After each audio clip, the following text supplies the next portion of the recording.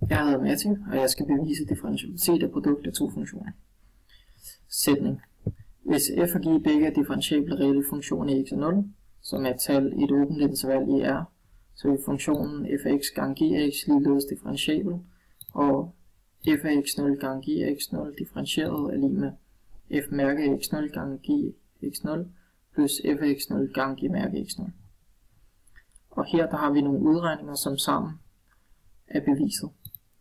Og her der har vi de to funktioner, og de er så sammensat til h af x, og vi skal så bruge tretrinsreglen. Det første man gør i tretrinsreglen, det er at man finder funktionstilvæksten.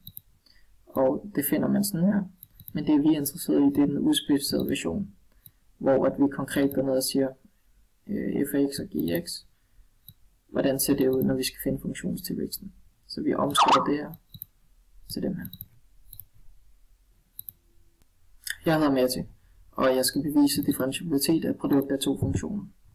Sætningen lyder: hvis f og g begge er differentiable reelle funktioner i x er 0, som er et tal i et åbent interval i R, så vil funktionen f af x gange g af x ligeledes differentiabel, og f af x0 gange g af x0 differentieret er lige med f mærke af g af x0 gange g af x0 plus f af x0 gange g mærke af x0.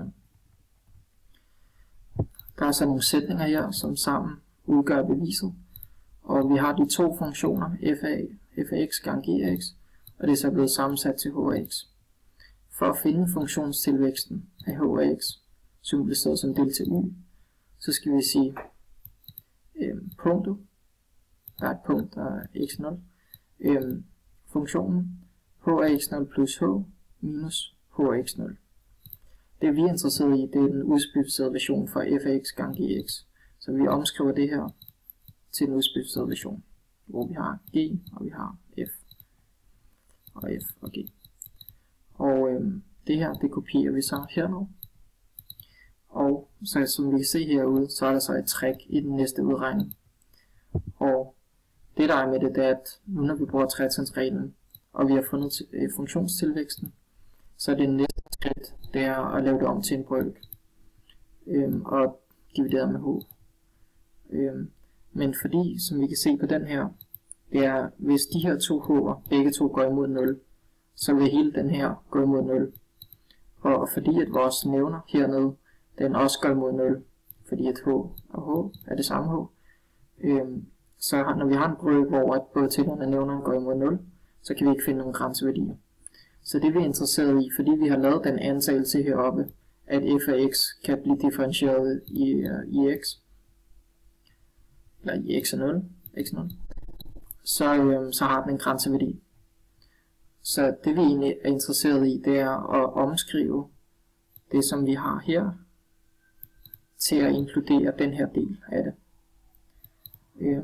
Så som vi kan se hernede, så har vi har kopieret den her del, den er her, og så den her del, den er røget herover.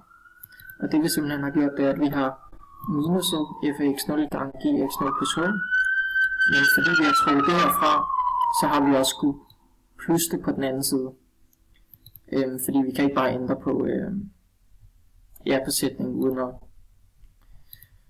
at udligne det senere. Så efter vi har gjort det, og sikret os, at vi har en form, der har en funktionstilvækst, som vi har antaget tidligere, så kan vi så gå videre til det næste skridt, hvor vi skal dividere med h. Det der er med, når man skal dividere en tæller med en nævner, så kan vi godt opdele det i nogle led.